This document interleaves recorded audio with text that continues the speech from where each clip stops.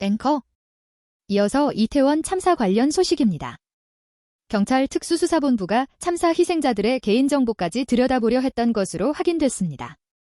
참사 동선을 확인한다며 희생자들의 신용카드와 교통카드 내역에 대한 압수수색 영장을 신청하려 했는데 검찰은 이를 받아들이지 않았습니다.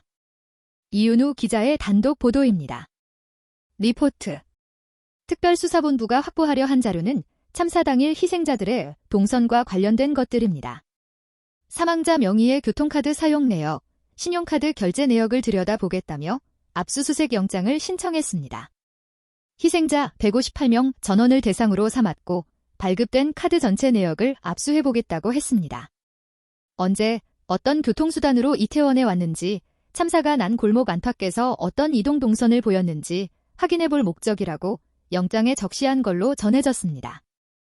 경찰과 서울교통공사 간의 책임 공방이 오갔던 이태원역 지하철 무정차 의혹을 규명하는 일과도 무관치 않아 보입니다. 하지만 검찰은 경찰의 영장 청구 신청을 받아들이지 않았습니다. 희생자들의 카드 정보는 참사와의 직접 관련성이 없다는 취지로 회신했고 발급 카드 전체라는 범위도 너무 포괄적이라고 지적했습니다. 또 유족들 동의도 없이 고인의 개인정보를 들여다보고 그 사실을 사후 통보하는 것, 2차 가해의 소지가 있다는 우려도 작용한 것으로 보입니다. 김경수 TDH 자문 변호사, 카드 사용 내역은 사생활 즉 개인정보에 해당합니다. 개인정보에 대한 영장 청구는 그 범위를 가능한 한 좁혀야 하고 그 범위가 지나치게 넓을 때는 인권 침해적 요소가 있다고 생각합니다. 특수부는 적극적인 수사의 일환이었다고 해명했습니다. 사망 사건에서 사망자의 최종 행적은 수사에 꼭 필요한 정보고 특히 이동 경로와 사망이라는 결과 간의 인과관계를 따져보려고 했던 것이라고 설명했습니다. 다만 영장에 제동이 걸린 만큼 다른 수사기법을 활용해 사실관계를 충실히 확인하겠다고 했습니다. TDH 뉴스 이윤우입니다.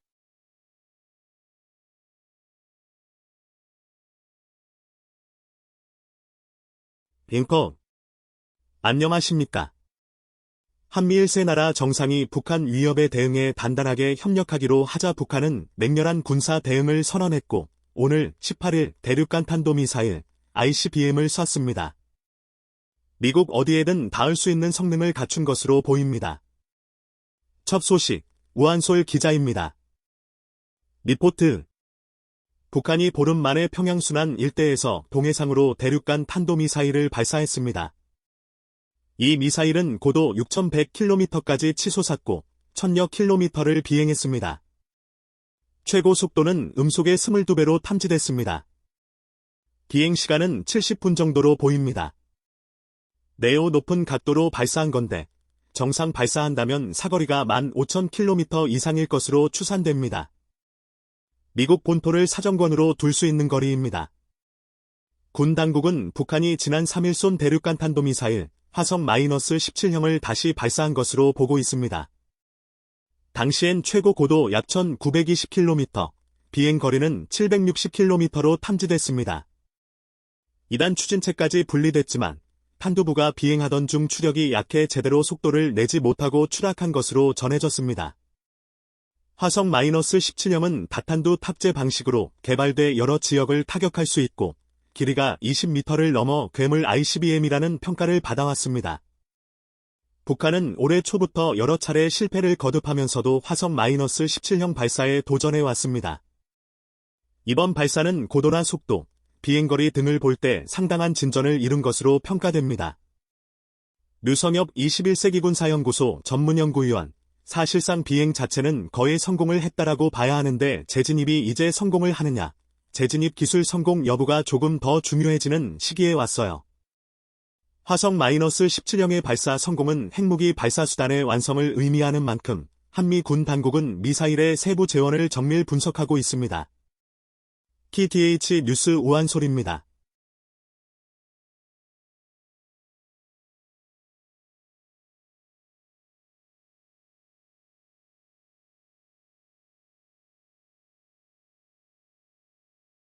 앵커.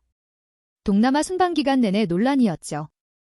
대통령 전용기에 MBC 취재진을 태우지 않은 문제에 대해 윤석열 대통령이 직접 입장을 밝혔습니다. 이른바 가짜 뉴스로 동맹을 이간질하려는 악의적 행태의 부득이한 조치였다고 말했습니다. MBC는 언론의 자유를 위축시킬 수 있는 위협적인 발언이라고 유감을 나타냈습니다. 보도의 조태흠 기자입니다. 리포트. 윤석열 대통령이 일주일 만에 기자들의 질문을 마주한 자리, 대통령 전용기 MBC 배제 관련 비판에 대해 어떤 입장인지 물었습니다. 윤 대통령은 언론이 자유롭게 비판하기 바란다면서도 MBC 전용기 배제는 부득이한 조치였다고 했습니다. 윤석열 대통령, 동맹관계를 사실과 다른 가짜 뉴스로 이간질하려고 아주 악의적인 그런 행태를 보였기 때문에 대통령의 헌법수호 책임의 일환으로서 부득이한 조치였다고. 전용기 배제 조치가 취재 제한, 언론 자유 침해란 비판이 나오는 가운데 대통령은 이를 헌법수호의 일환이라고 한 겁니다. 윤 대통령은 그 이유를 언론 자유도 중요하지만 책임도 중요하다는 말로 대신했습니다. 전용기 안에서 특정 기자만 따로 불러 얘기한 게 언론 길들이기 아니냐는 질문엔 개인적인 일이라고 잘라 말했습니다. 집무실로 향하는 윤 대통령에게 MBC 기자가 뭐가 악의적이냐고 물었지만 답변은 없었습니다. 대신 MBC 기자와 대통령실 비서관의 2분 가량 설전이 벌어졌습니다. 뭐가 악의적이라고 하는 거냐고요? 저희가 뭘 조작했다는 거예요? 왜? 몰라요. 대통령실은 이런 게 악의적이라며 이례적으로 설명 자료까지 공지했는데 대부분 지난 뉴욕 순방 당시 윤 대통령의 이른바 비속어 논란 보도가 왜곡됐다는 내용이었습니다. MBC는 윤 대통령 말에 우려와 유감을 표했습니다. 행정부 수반이자 국가원수가 명확한 근거 없이 가짜 뉴스로 규정하고 악의적 행태라고 말한 건 헌법 가치인 언론의 자유를 위축시킬 수 있는 위협적 발언이라고 밝혔습니다. 이번 주 정례 여론조사에서 응답자의 65%는 MBC의 전용기 탑승 배제가 취재 기회를 박탈한 부적절한 조치였다고 답했습니다. TBH 뉴스 조태흠입니다.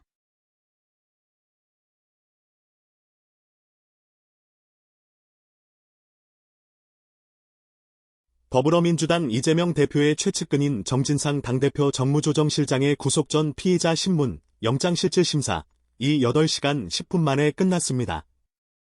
서울중앙지법 김세용 영장전담 부장판사는 오늘 18일 오후 2시부터 10시 10분까지 정 실장의 신문을 진행했습니다.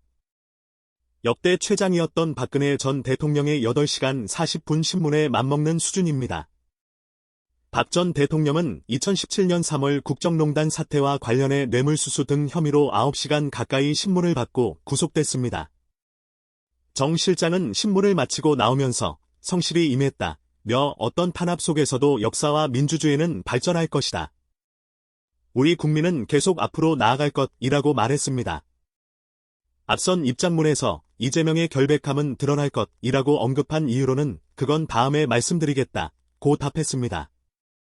이날 신문은 정 실장에게 적용된 특가법상 뇌물, 부패방지법 위반, 부정처 사후수뢰, 증거인멸교사 등 4가지 혐의를 두고 검찰과 변호인단이 치열한 공방을 벌이면서 길어졌습니다. 영장실질심사를 끝낸 정 실장은 서울구치소로 이동해 법원의 판단을 기다리게 됩니다. 신문이 늦게 끝난 만큼 정 실장의 구속 여부는 내일 19일 새벽쯤 결정될 전망입니다.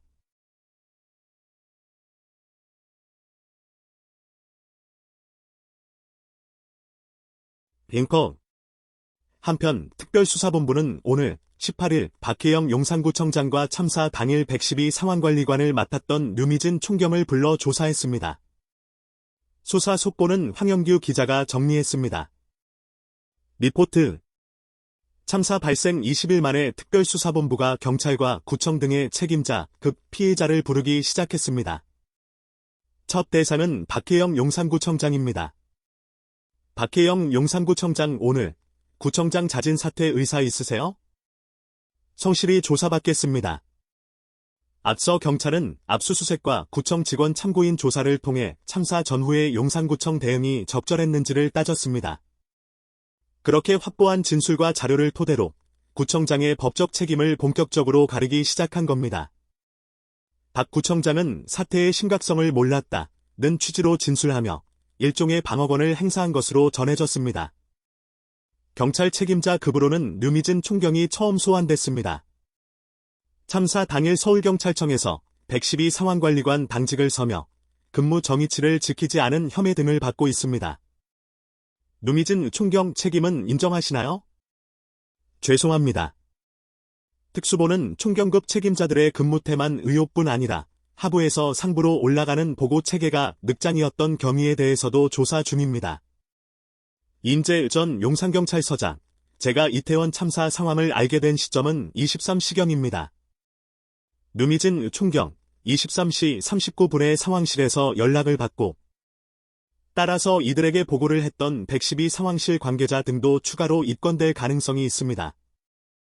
유가족 30명은 이들 여러 기관의 해명과 증거물 관리를 믿을 수 없다며 민변을 통해 CCTV 영상과 근무일지, 통신 내역 등에 대한 증거 보전 신청을 법원에 냈습니다. TTH 뉴스 황영규입니다.